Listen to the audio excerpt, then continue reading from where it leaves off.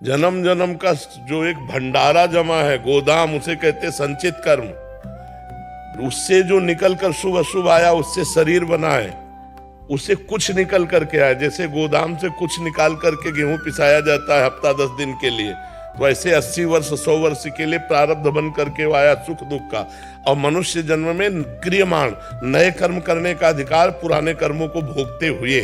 तो जैसे हम नए कर्म कर रहे हैं, सफलता नहीं प्राप्त हो रही, पुराने कर्म बुरे हैं तो हमें बार बार गिरा रहे हैं। जैसे हमारा नया कर्म कोई ज्यादा उत्थान वाला नहीं, लेकिन हमारा काम बनते चले जा रहे हैं, उसमें हमारे पूर्व पुण्य काम कर रहे हैं। तो पूर्व के पुण्य और पाप जनित फल को भोगते हुए नया कर्म जो हम कर रहे हैं, उसका फल भोगना पड़ेगा अगले जन्म में।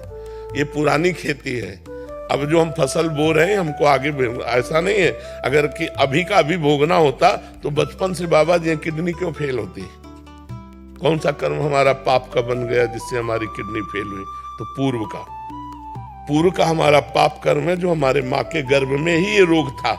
माँ को था पॉलिसिस्ट किडनी और उसी से वंशानुगत हमारे आया, ये पूर्व कर्म का था। ऐसा संयोग बना, ऐसी माँ मिली, माँ रोगी युक्त थी, तो इस शरीर का रोग फिर 35 वर्ष की अवस्था में जागृत हुआ। इस जन्म का तो नहीं है ना। देखो, इस जन्म में देखा जाता है बहुत अच्छा आदमी चलता है, बहुत धर्म से चलता है, दूसरों को कष्ट नहीं देता, लेकिन वो बड़ी समस्या में फंसा रहता है। क्यों? क्योंकि पूर्व का पाप उसको घेरता है आकर के। कई ऐसे देखे गए खूब पाप कर रहे हैं, मनमानी आचरण कर रहे हैं, लेकिन बहुत अच्छा जीवन जी रहे हैं, क्योंकि पूर्व का पुण्य उसका सहयोग कर रहा है। अब जब ये वर्तमान का पाप और पूर्व का पाप मिलेगा तो वो नष्ट हो जाएगा। ऐसे ही वर्तमान का भजन और पूर्व का पुण्य जब मिलेगा तो चमक उठेगा वो। तो हमें चाहिए कि अब जो नया कर्म है वो बहुत सोच समझ के करें, गलत ना होने पाए, पाप कर्म ना होने पाए, पीछे के कर्मों को भोग ले, तो हमारा अगला जीवन जो होगा वो बड़ा आनंदमय होगा। हम केवल इसी जन्म के किए कर्मों को नहीं भोग रहे, पूर्व जन्म के कर्मों को भोग रहे हैं।